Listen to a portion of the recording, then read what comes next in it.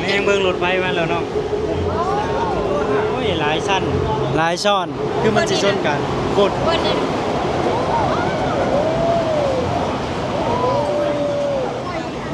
บันไดเพิ่นคือผม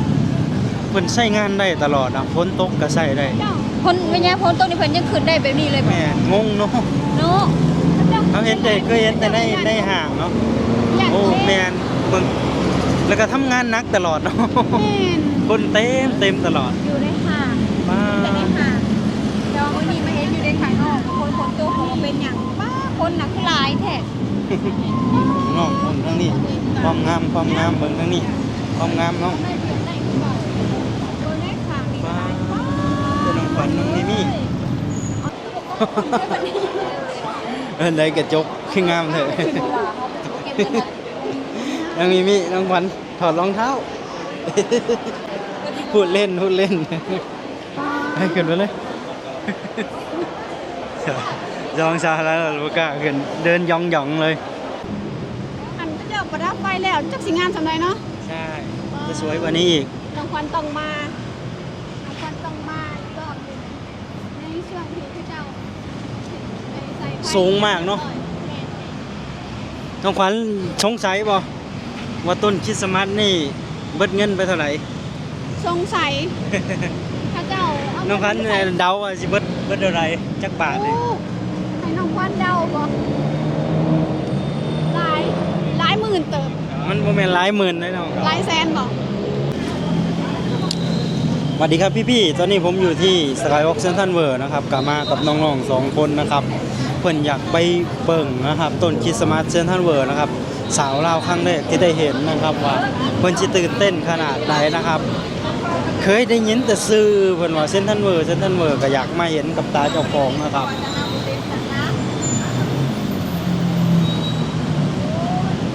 สบายดีน้องมิมี่น้องฝันสบายดีไอ้แกลกสบายดีไอ้แกลกนำไปกันลูกตอนนี้เขาอยู่ที่ไหน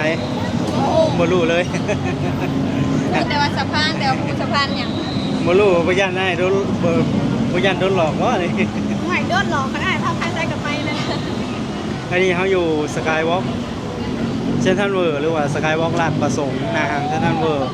แต่ว่าน้องๆตรงนี้เป็นย่านที่ว่าวัยรุ่นก็หลายนักท่องเที่ยวก็หลายแล้วก็ย่านที่เจริญมากๆของเมืองไทยในเมื่อก่อนนะครับน่าจะชื่อว่าวอเทคแต่ตอนนี้มันเปลี่ยนเป็นซันทาวเวอร์ปะดังเขาเรียกยังเจริญมากเลยนี้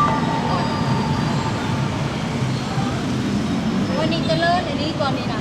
แต่เขาเคยไปถ่ายคลิปบอลอื่นกับผมคือบ่อนนี่น้องมิมี่ชอบบ่อนนี่จะไม่อยากบ่อนนี่แม่ทุกคน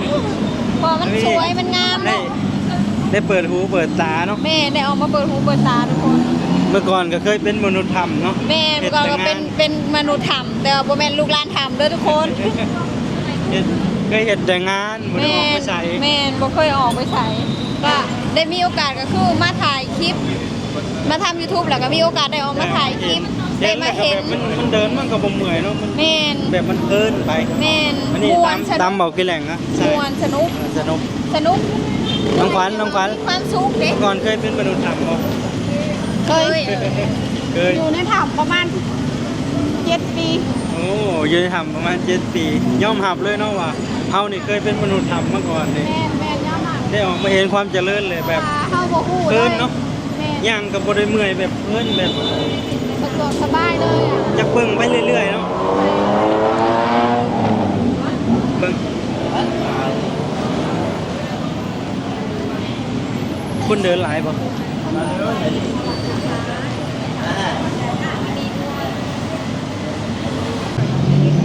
ไปน้องเดินลงข้างหน้านั่นคนก็หลายอีหลีเนาะหลายอีหลีเอ้าไอ้แหลกเวลาฝนตกบันไดเวลาฝนตกนี่มันเปียกไผสิบ่ใหม่บ่สดติโอ้โหก็เป็นตาสงสัยอยู่น้องขวัญสงสัยบ่สงสัยบ่แม่สงสัยเอาบันไดนี่นะบันไดเลื่อนนั่นเห็นบ่คุณบันไดเลื่อนนะเวลาฝนตกนั้นมันบ่เป็นหยังบ่ไผบ่ใหม่บ่สดแต่เป็นหยังไฟบ่สดปกติเฮาสิเห็นแต่อยู่ในห้างเนาะแม่อยู่กลางไม่เห็นอยู่นี่อยู่กลางแจ้งอัน นี้เพิ่น แล้ว เพิ่น ไม่ อา เห็ จ นไฟมันถูกบ่สน เพิ่นจะซื้อตัวดีมาใส่เนาะหรือว่าเพิ่นมีระบบป้องกันน้ำจังไดเลยเนาะแต่ว่ากับ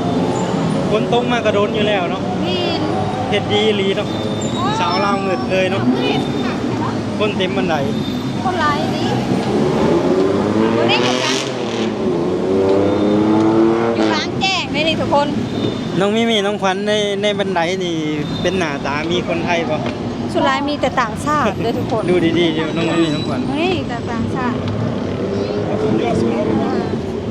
ต่างชาติหลายหลีไปไหนแม่เธอเอาแล้ว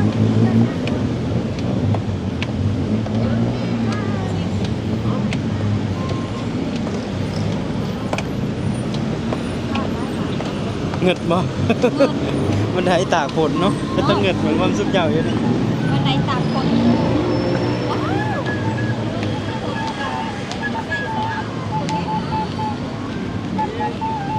น้องมีน้องขวัญพุ่นเต็มเลยเนาะ คนหลายดีเนาะ ที่แต่พลังเนาะ นี่มีแต่พลังชาติชาติพาลูกพาหลานมาเต้คน อู้เห็ดขากอีหลีเนาะถ้าพี่ๆ FC พอมีความรู้ก็บอกน้องๆได้นะครับว่าบันไดเพิ่นคือบ่เพิ่นใช้งานได้ตลอดนะฝนตกก็ใช้ได้ คนวิญญาณพ้นต้นนี่เพิ่นยังขึ้นได้แบบนี้เลยบ่ แม่งงเนาะ เนาะ เขาเห็นแต่เคยเห็นแต่ในห้างเนาะโอ้แม่นเบิ่งแล้วก็ทำงานหนักตลอดเนาะ แม่น คนเต็มตลอด อยู่ในห้าง บ้า แต่ในห้างเดี๋ยววันนี้มาเห็นอยู่ในข้างนอกคนพ้นตัวเขาก็เป็นหยังป้าคนน่ะคือหลายแท้ น้องคนทั้งนี้ความงามเบิ่งทั้งนี้ความงามเนาะ คนในข้างนี่ก็ บ้า หลาย เป็นน้องขวัญน้องมิมี่ ออนชอนประเทศไทยเด้อเนาะ อันหนาวนี่เนาะ ออนชอนประเทศไทยเด้เนาะความสะดวกสบาย คิดว่าต่างประเทศ เคยคิดว่าต่างประเทศเนาะค่อยมาทางต่างป ค ระ น เท หลาย ศ อีหลีเนาะปะเดินไปทางหน้าปะ ไปทางนี้เหรอ อันนี้ป้ายรถเมล์เพิ่นรอรถเมล์เลยเนาะเดี๋ยวจะพาเดินไปนี่ก่อน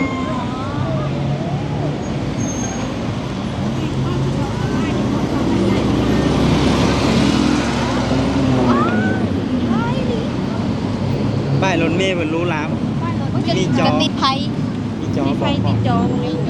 ไปยังครับเดี๋ยวเราจะขึ้นไปหาบ้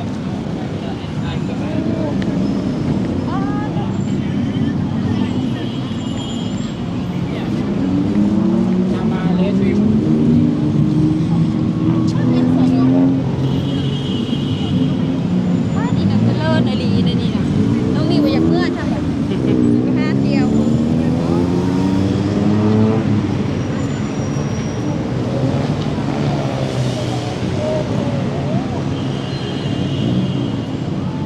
เบิ่งน้องขวัญน้องมิมี่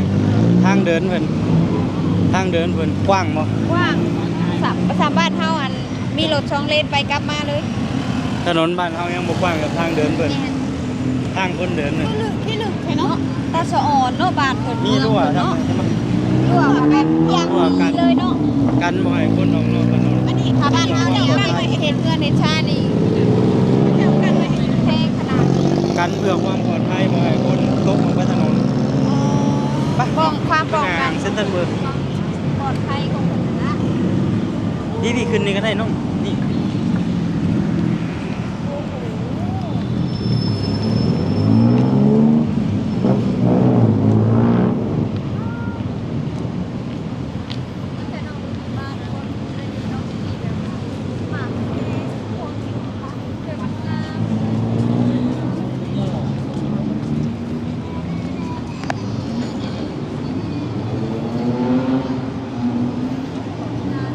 น้อง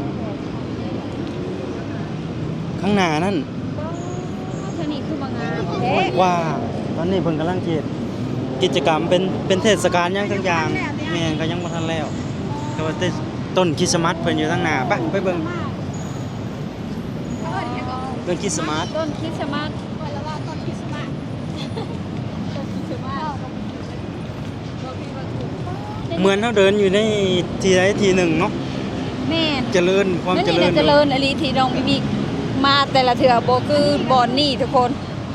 เจริญแล้วก็สำคัญมันบ่เป็นที่แคบเนาะมันโล่ง แม่แบบใหญ่กว้างขวางอะไร ว่างสองผักข้างสองผักข้างมัน แม่น มันสิรอบๆด้วยตึกแบบ มีหมองนั่งใครค่ะด้วยแบบเลยเขาก็ แม่ ให้ น ทำ นั่งก็สบายสบายเลย อย่างสบายเลย อ๋อ รางวัลมาเห็นทำ น้องมิมี่ถูกใจชอบบ่อนนี่ งามแห้งอีหลี มากงามเลยทุกคนวันนี้หาไม่เนาะ เฮาสิแม่นเฮาสิไปแนมไปทางหน้าเฮาสิแนมไปทางหลังมันก็งามเนาะ ถ้าชิเนมทางไหนก่อน ได้อีกหน้าเบิดตรงนี้นะ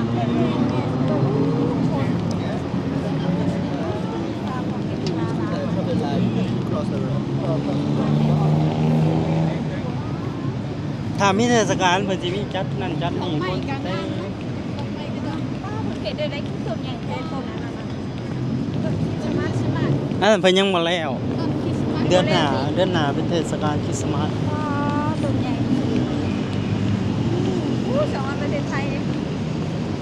กว้างขวางเนาะ กว้างกว้างมากใหญ่ เอาเงินมาแต่ใช้เนาะทำเนาะ เดี๋ยวไล่ของไล่ก่อนโอ้โหนี่ก็เบิ่งฟรีทุกคนเลยกูมีเสียเงิน มอง เลย มา นะ ข้างหลังโอ้โห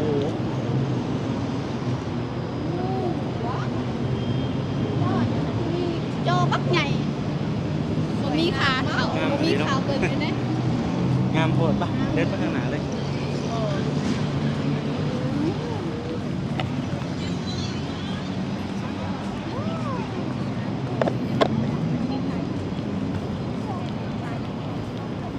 ขยะสิ้นหนึ่งไม่มีเนาะ แม่ สะอาดสะอ้านแห้ง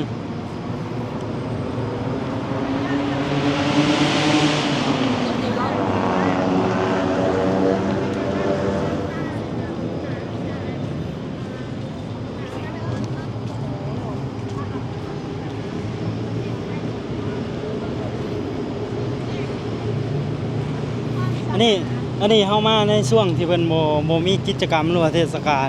ถ้ามีกิจกรรมเทศกาลเพิ่นจะ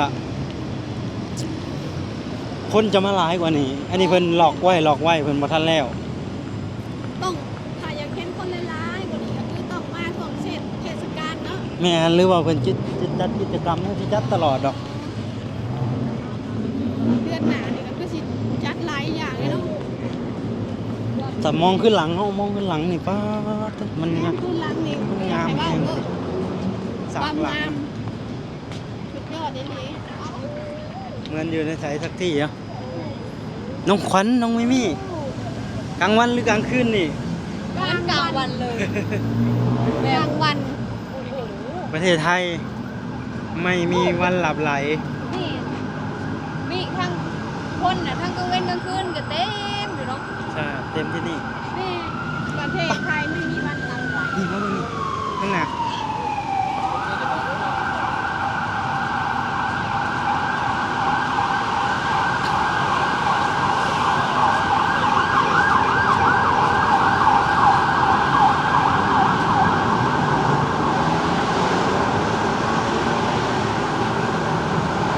น้ำบ่ อันนี้เพิ่นยังบ่ได้ประดับไพ่เลยน้อง ขนาดว่าบ่ได้ประดับไฟนะยังงามขนาดนี้ว้าเต็มอันก็จะประดับไฟแล้วจักสิงามสำไรเนาะ ใช่ จะสวยกว่านี้อีก รางวัลต้องมารางวัลต้องมาอีกรอบหนึงในช่วงที่พระเจ้าใส่ไฟ สูงมากเนาะ น้องขวัญสงสัยบ่ว่าต้นคริสต์มาสนี่เบิดเงินไปเท่าไหร่ สงสัยพระเจ้าเอา น้องขวัญ เงิไปใส่ เดาว่าสิเบิดเท่าไหร่จักบาทเลย โอ้ให้น้องควันเดาบ่หลายหมื่นเติบ มันบ่แม่นหลายหมื่นเลยน้อง หลายแสนบ่ หลายล้านบาท ปีที่แล้วถ้าจำบ่ผิดนะเพิ่นลงทุนคริสต์มาสไปต้นเดียวน่ะคือว่า30กว่าล้าน เอามาสร้างต้นคริสต์มาส แค่ต้นเดียวนี่นะ แม่นประเทศไทยเพิ่นทำถึง พี่น้ เนาะ องน้องควันเราว่ารักหมื่นรักอันนี้ บ่แม่นเนาะรักล้าน หลายล้านเลย ช่างรักล้านต้นอันนี้นะ ใช่นี่ ว้าว เงินเพิ่นมาลงทุนสร้างบ่แม่นง่ายบ่แม่นของง่าย ดีเนาะ ใหญ่นี่นี่ อุ้ยมีหยังอันนั้น แอปเปิ้ลมองแอปเปิ้ล บ่อยากเห็นอยากเห็น มันก็ได้เปิ้นหนูกิน อยากให้คนกินกระเด็ดวะ อ้าวมันแหว่งอ่ะ อ้าวบ่แม่นคนกัดตินะ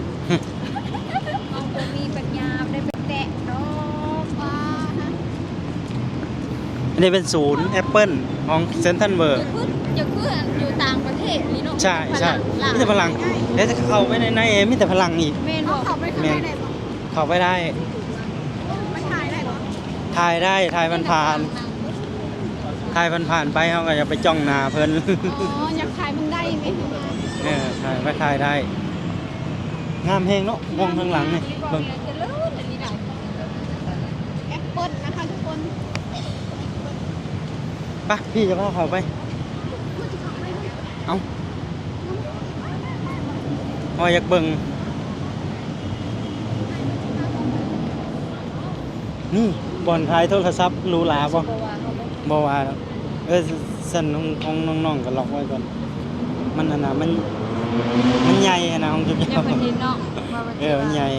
ล็อกไว้ปิดไว้อันนะบ่ เขาบ่จบคลิปหรอบ่พอหรอมั้ง บ่ขึ้นไปเบิ่งเทิง อ๋อ ๆสิพาขึ้นไปสิพาเขาไปนี่ เปิดก็ได้ว่าเปิดตลอดบ่เป็นหยังหรอกใครอย่าไปถ่ายหน้าเพิ่น อ่ะไป ไปเฮาก็เดินขึ้นบันได นี่น้องมิมี่ไปบันไดเลยถ่ายเลย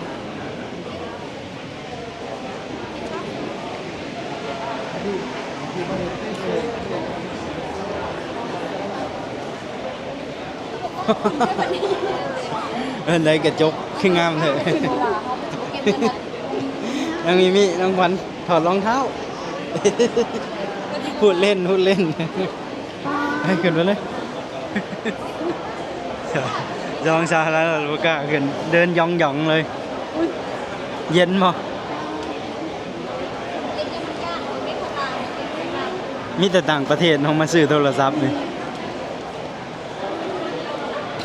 เป็นมาสัมผัสตัวจริงเนี่ยมาตื่นเต้น น้องขวัญเอาจากเครื่องมา ต่อไปเนี่ยนี่นะ ยากตัวสิบ่เรื่องมันทำเป็น ช่องชาลาไม่กล้าเดินเลย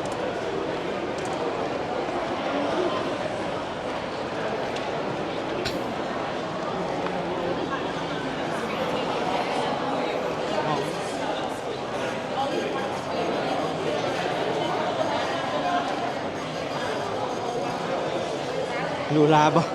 หาทางออกบ่ ถ้าของฉัน นี่ทางนี้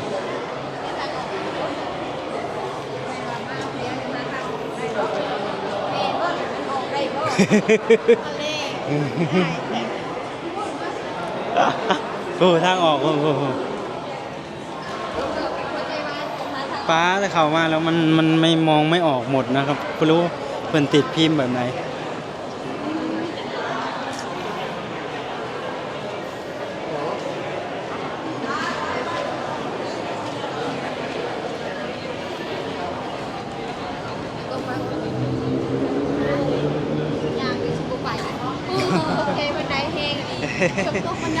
มีรางวัลตกใจบันไดเมื่อกี้รู้หลายเลยเนาะเอาไป สวยมากวันไหนแบบทุกอย่าง เบิ้งน้องๆข้างนี้ จะให้โชว์ บ่แม่นต่างประเทศบ่นึง ไปแล้วเบิ้งนั่นอันนี้รถไฟสองชั้น อุ้ยมีรถไฟสองชั้นเลย ใช่ ตกใจบ่วันไหนน่ะขาจนจังเลยว่ะ แบบเดินไม่ต้องเดินพื้นดินเนาะ เขาต้องเดินเลย ใช่ โอ้สะดวกสบายอยู่ประเทศไทยแต่สะออนบ่ได้ทุกคน ร่างกายแห้ง 2 ชั้น 3 ชั้นโอ้ย นี่ กัน ไปว่ะ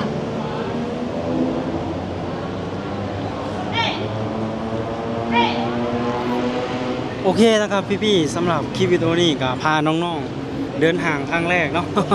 แม่นมาเดินทาง เป็นยังไงประทับใจวันไหนน้องไม่มี ก่อนนี้แฮงทุกคน ประทับใจไปเบิร์จุบอล แม่น ขึ้นบันไดเมื่อกี้นี่เกือบนะ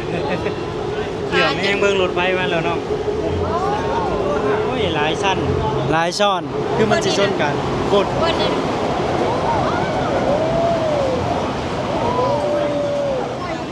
วิ่งเร็วมากเนาะ ไวเลยเนาะ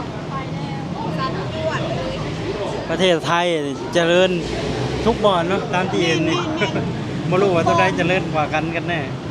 แยกบอกเลย แยกบ่ออก แยกบอกเลยว่าหมองไหนงามหมองไหน เอ้าสำหรับคลิปวิดีโอนี้นะครับก็หากพี่ๆกดไลค์เป็นกด Subscribe เป็นกำลังใจให้น้องๆได้นะครับจากช่อง น้องมีสาวลาวนะคะ PFC บ่าวกิเหล็กนะคะ แล้วก็น้อง ขวัญสาวสวรรค์เขตนะคะ ฝากด้วยนะคะพี่ๆ FC ไอกิแหลงเด้อ อย่าลืมพี่ๆ FC บอกกี่แหล่งนะครับไปให้กำลังใจน้องๆได้นะครับน้องๆก็ทำใหม่นะครับก็พูดยังบอกเก่งนะครับไปแบบไปถ่ายคลิปเองก็ยังยากอยู่นะครับตอนนี้ไปให้กำลังใจน้องๆได้นะครับเจอกันใหม่คลิปหน้านะครับพี่ๆ FC สวัสดีครับ